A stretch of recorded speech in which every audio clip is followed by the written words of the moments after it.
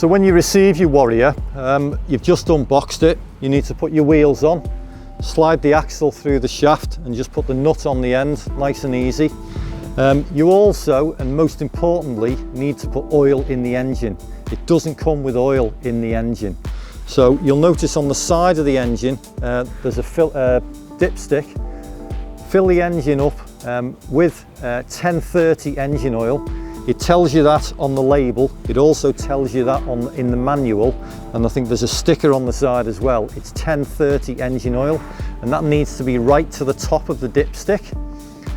Now there's already oil in the pump, and you notice there's a little bag on the side here.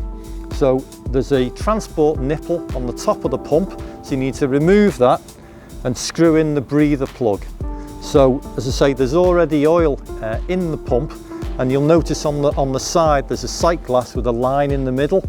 So that's where the oil needs to be up to. So just check that the oil is level with the line in the middle, and that's so you don't fill the pump right to the top, so that's so the pistons can move.